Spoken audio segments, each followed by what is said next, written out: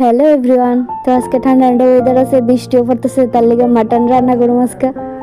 তো আলু টালু পেঁয়াজ টিয়াজ কেটে লাইছি, মশলা দিয়েও দিলাইছি, ফ্রেশ করলাম। তো এদিকে কড়াই বয়ে দিছি, তেল ঢাইলাম, তেল ঢাইলে আলু ডি বাইচালাম। আলুর টুকরা দিছে, সেটা তোমরা আবার ডরায়ও না। বড় আলু দিতে মানে দেখতে সুন্দর লাগে আর কি। রেস্টুরেন্টে যেমন দম বিরিয়ানির ভিতরে আলুটি বড় বড় দেয়, তার লিগে লবণ দিয়ে আরো ফেরা হলুদ দিয়ে বাজ্জালে গেছি।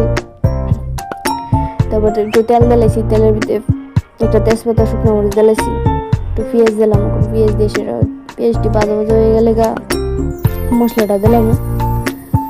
সিম্পল ভাবে একটা দাদা ভাই কইছিল যে হান্ডি মাটন রান্তাম। এই হান্ডি মাটনের চক্করে আমার হাজবেন্ডের আরো 100 টাকা বাইকের তেল গেল, মাটির হাড়ি আর পাইলাম না। দাদা ভাইয়ের কইতেছি আরেকদিন মাটির হাড়ি পাইলে তোমার হান্ডি মাটন রান্না দেখাম।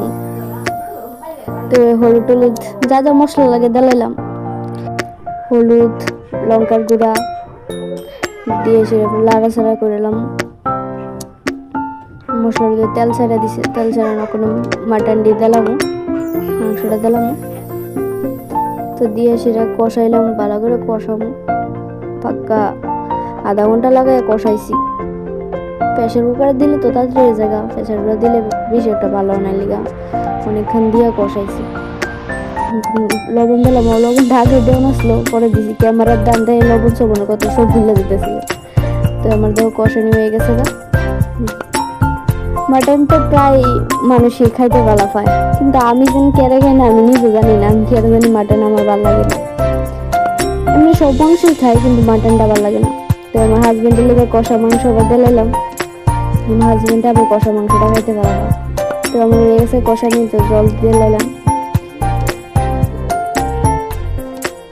জল দিয়ে একটু জিরা দইনা জিরা দিলাম, ভাজা জিরা দিনে দিকে লাস্টে দিছি। তারপর আবার গরম মশলা দিলাম ওখানে, সিম্পল ভাবে তোমরা যেমন বড় বড় রান্ধে এমনি।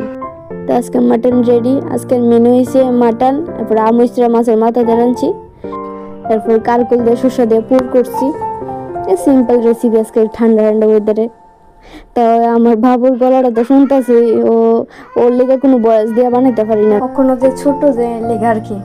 তা আমি খাই না, আমার হাজবেন্ডের থালটা দেখাইতেছি।